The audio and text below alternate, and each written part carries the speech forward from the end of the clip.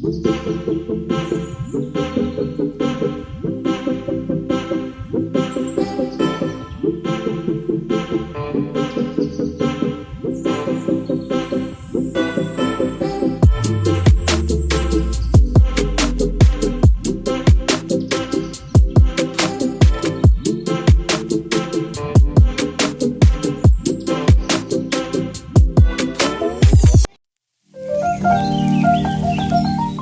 Hi ನಮಸ್ಕಾರ family, welcome back to my YouTube channel. ನಾನು ನಿಮ್ಮ ಶೀಲಾ ರಮೇಶ್ ಮೈಸೂರಿಂದ ಡೈಲಿ ವ್ಲಾಗ್ನ ಸ್ಟಾರ್ಟ್ ಮಾಡ್ಕೊಂಡಿದ್ದೀನಿ. ಇವಾಗ ಆಲ್ರೆಡಿ ಟೈಮ್ ಬಂದು ಆಫ್ಟರ್ನೂನ್ ಆಗಿದೆ.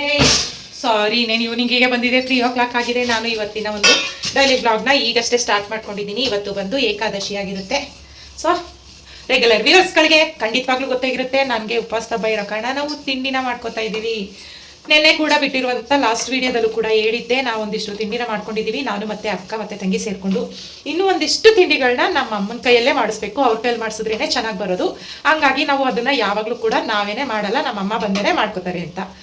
ಇವಾಗ ನಮ್ಮಮ್ಮ ಬಂದ ತಕ್ಷಣ ನೋಡಿ ತಿಂಡಿ ಬಂದ ತಕ್ಷಣ ಆಲ್ರೆಡಿ ಒಂದು ತಿಂಡಿನ ಮಾಡಿ ಇಟ್ಬಿಟ್ಟಿದ್ದಾರೆ. ಅದನ್ನು ಕ್ಲಿಪ್ಪಿಂಗ್ನ ನಾನೀಗ ಹಾಡ್ ಮಾಡ್ತೀನಿ ಆಯ್ತಾ. ನನಗೆ ಸ್ವಲ್ಪ ಕೆಲಸ ಇದ್ದ ಕಾರಣ ನನ್ನ ಮಗ ವಿಡಿಯೋನ ಮಾಡಿಟ್ಟಿದ್ದ. ಫಸ್ಟ್ ಸ್ಟಾರ್ಟಿಂಗು ನನ್ನ ಫೇಸ್ನ ತೋರಿಸ್ಕೊಂಡು ವಿಡಿಯೋ ಸ್ಟಾರ್ಟ್ ಮಾಡೋಣ ಅಂತ ನಾನು ಇವಾಗ ವಿಡಿಯೋ ಸ್ಟಾರ್ಟ್ ಮಾಡ್ಕೊಂಡಿದ್ದೀನಿ. ನಮ್ಮಮ್ಮ ಅವರು ಇವಾಗ ಏನ್ ಮಾಡ್ತಾ ಇದ್ದಾರೆ ಕೇಳೋಣ. ಮಿಸಸ್ ಕಲಾವತಿ ಅವರೇ, ಏನ್ ಮಾಡ್ತಾ ಇದ್ದೀರಾ? ಇರಿ ಒಂದ್ ನಿಮಿಷ ಹೇಳಿ, ಏನ್ ಮಾಡ್ತಾ ಇದ್ದೀರಾ? ಏನು ಕುರಿತಾ ಇದ್ದೀರಾ? ಎಳ್ಳ ಚಿಕ್ಕಿನುಂಡೆಗೆ ಎಳ್ಳು ಹುರ್ಕೋಬೇಕಾ? ಹಂಗೆ ಹಾಕಿದ್ರಾಗಲ್ವಾ? ಹಂಗೆ ಹಾಕಿದ್ರೆ ಏನಾಗುತ್ತೆ? ಹಸಿ ವಾಸನೆ ಹೊಡಿತಾ? ಅದಕ್ಕೆ ಚೆನ್ನಾಗಿ ಹುರ್ಬಿಟ್ಟು ಹಾಕದ? ನಿಮ್ ಕೈ ರೆಸಿಪಿನ ಹೇಳ್ಕೊಡ್ತೀರಾ ಎಲ್ರಿಗೂ? ಚಿಕನ್ ಮಾಡಿದ ಹೆಂಗೆ ಅಂತ. ಪ್ರತಿ ವರ್ಷ ನೀವೇ ಚಿಕನ್ ಉಂಡೆ ಮಾಡ್ತೀರಾ? ನಿಮ್ ಮಕ್ಳು ನಿಮ್ ಕೈಲೇ ಮಾಡಿಸ್ತಾರ? ಯಾಕೆ ಅವ್ರಿಗೆ ಮಾಡಕ್ ಬರಲ್ವಂತ? ಬಂದ್ರು ಮಾಡಿಸ್ತಾರ? ಹೊಟ್ಟೆ ಕಿಚ್ಚು ಮಾಡಿಸ್ತಾರ? ನಾವೇ ಎಲ್ಲ ಯಾಕೆ ಮಾಡ್ಕೋಬೇಕು, ಅವ್ರು ಬಂದು ಏನ್ ಮಾಡ್ತಾರೆ ಅಂತ? ಹೌದಾ? ನಿಮ್ಗೆ ಹಂಗ ಅನ್ಸುತ್ತಾ ಕಲಾವತಿ ಅವರೇ? ನಿಮ್ ಹಸ್ಬೆಂಡ್ ಎಲ್ಲೋದ್ರು ಹೇಳಿ?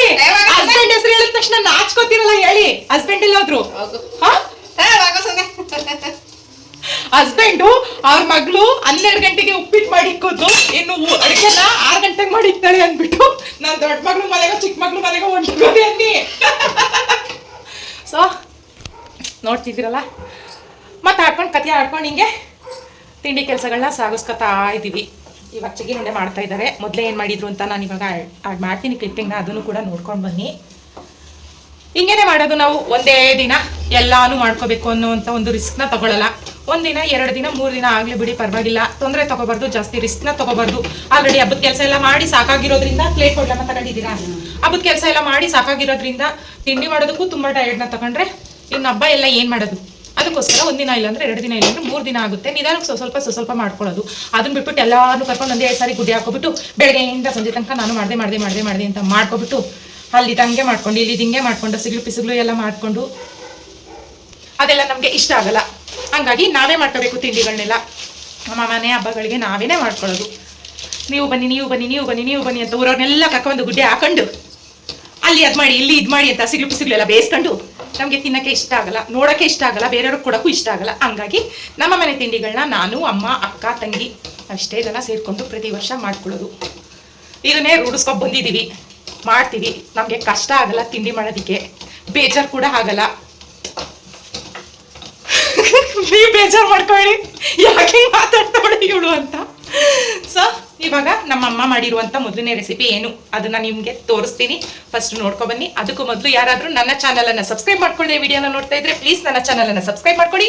ಹಾಗೆ ಈ ವಿಡಿಯೋ ನಿಮಗೆ ಸ್ವಲ್ಪನಾದ್ರೂ ಇಷ್ಟ ಆಗಿದ್ರೆ ಲೈಕ್ ಮಾಡಿ, ಶೇರ್ ಮಾಡಿ, ಕಮೆಂಟ್ ಮೂಲಕ ಈ ವಿಡಿಯೋ ಹೆಂಗೆ ಬಂತು ಅಂತ ನನಗೆ ತಿಳಿಸೋದನ್ನ ಮರಿಬೇಡಿ. ಯಾಕೆ ಅಂತಂದ್ರೆ ನಿಮ್ಮ ಕಮೆಂಟ್ ಮೇಲೆ ನಾನು ನೆಕ್ಸ್ಟ್ ವಿಡಿಯೋನ ಯಾವ ರೀತಿ ಕೊಡ್ಬೋದು ಅಂತ ಯೋಚನೆ ಮಾಡಿ ನಮ್ಮ ಕೈಲಾದಷ್ಟು ಟ್ರೈ ಮಾಡಿ ನಿಮ್ಗೆ ಇಷ್ಟ ಆಗೋ ರೀತಿಯಲ್ಲಿ ವಿಡಿಯೋ ಬಿಡೋದಕ್ಕಾಗುತ್ತೆ ಆಯ್ತಾ.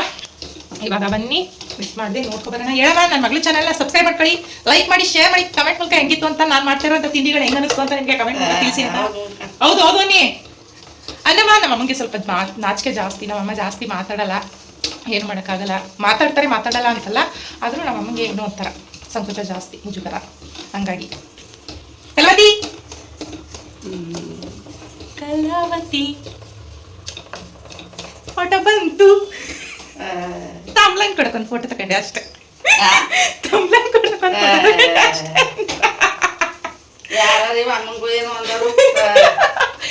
ಯಾಕಮ್ಮ ಏನು ಮಾತಾಡ್ತಾನೆ ಇಲ್ಲ ಇವ ಅಮ್ಮಂಗೇನು ಅಂತ ಯಾಕಮ್ಮ ಯಾರಾದ್ರು ಅಂತಾರೆ. ನಾವಿರೋದು ಪಕ್ಕ ಹಳ್ಳಿ ಅಲ್ವಮ್ಮ, ಪಕ್ಕ ಹಳ್ಳಿ ಜನ ತಾನೇ ನಾವು ಸ್ಟೈಲಾಗೆಲ್ಲ ಮಾತಾಡ್ಕೊಂಡು ಕತೆ ಆಡ್ಕೊಂಡಿದ್ರೆ ಏನು ಚಂದ. ನಮ್ಮ ಹಳ್ಳಿ ರೀತಿ ರಿವಾಜು ಸ್ಟೈಲ್ ಎಲ್ಲ ತೋರ್ಸಕ್ಕೆ ಹೆಂಗೆ ಸಾಧ್ಯ ತಾನೇ? ಅದಕ್ಕೆ ನಾವು ಹಿಂಗೆ ಇರ್ಬೇಕು. ಏನಂತೀಯ ಕುಶಾಲ್?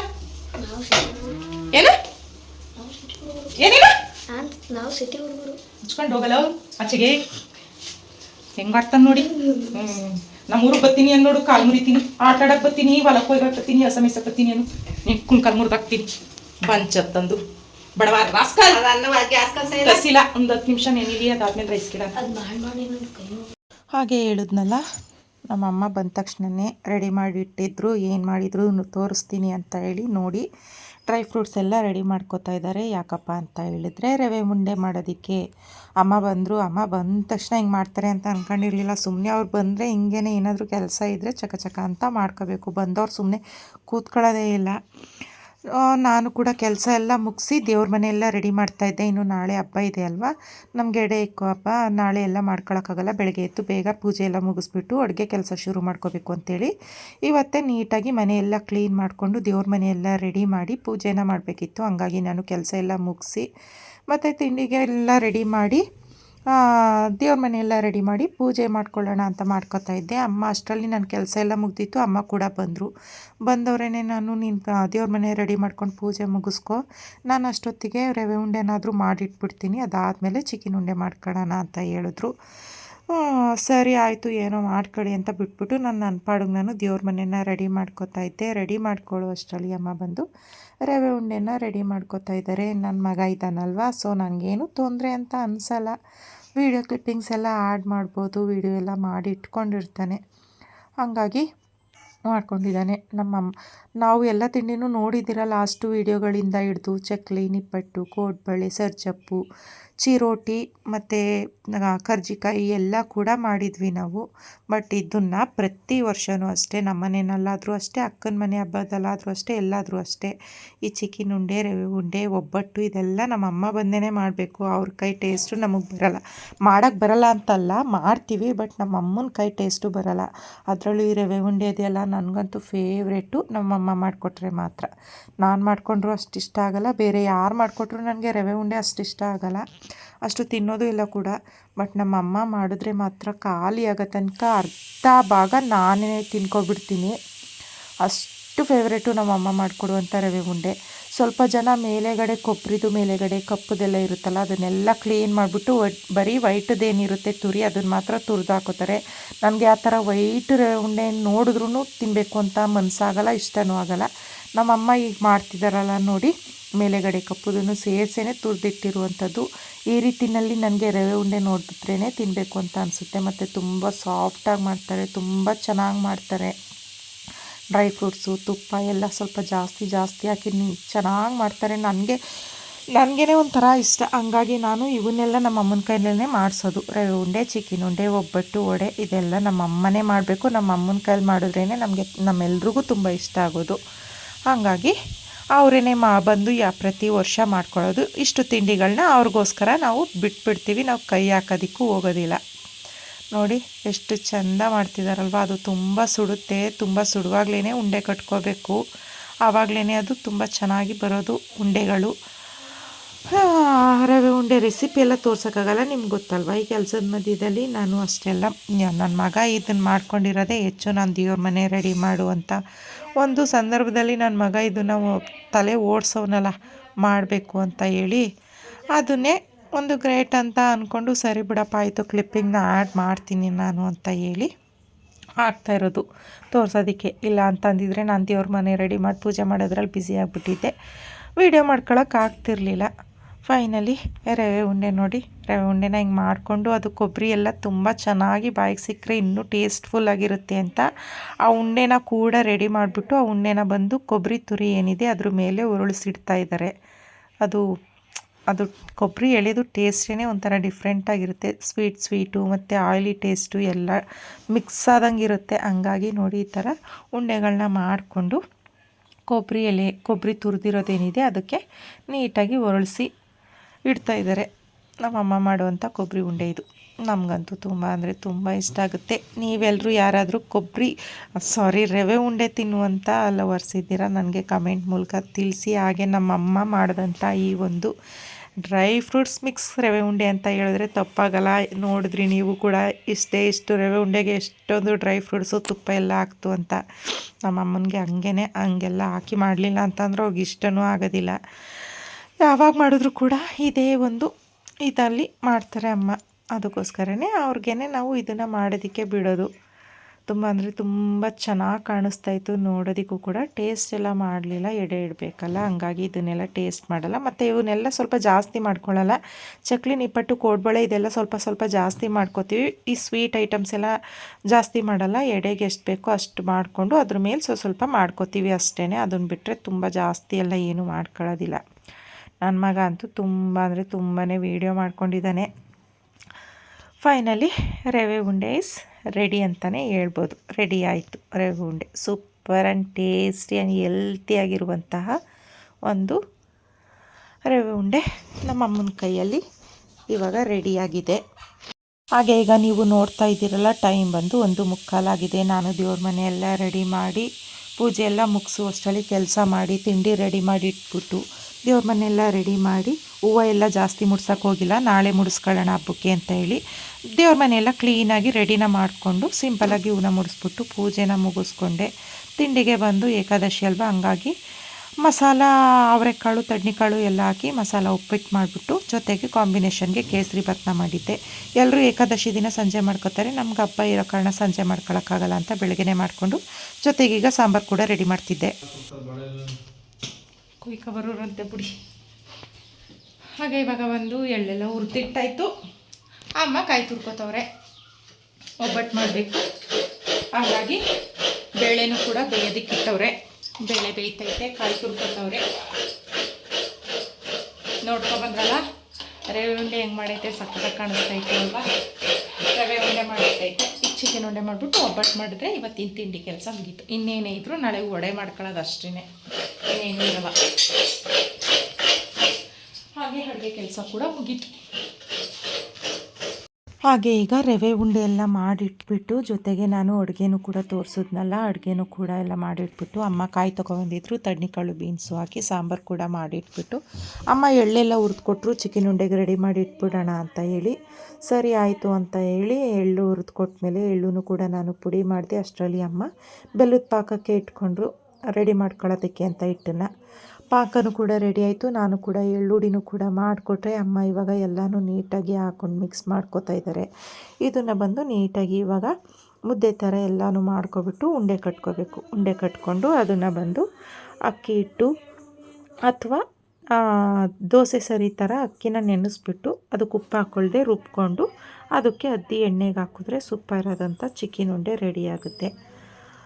ಅದಕ್ಕೆ ಬಂದು ಇಲ್ಲಿ ಮಿಕ್ಸ್ಗೆ ನಾನು ಅಕ್ಕಿನ ಚೆನ್ನಾಗಿ ಹುರಿದ್ಬಿಟ್ಟು ಏನಕ್ಕಿ ತಗೋತೀವಿ ಅದರ 2ರಷ್ಟು ಜಾಸ್ತಿ ಕಡಲೆನ ತೊಗೊಂಡು ಹಸಿಟ್ಟನ್ನ ಮಾಡಿಸಿಟ್ಟಿದ್ದೆ.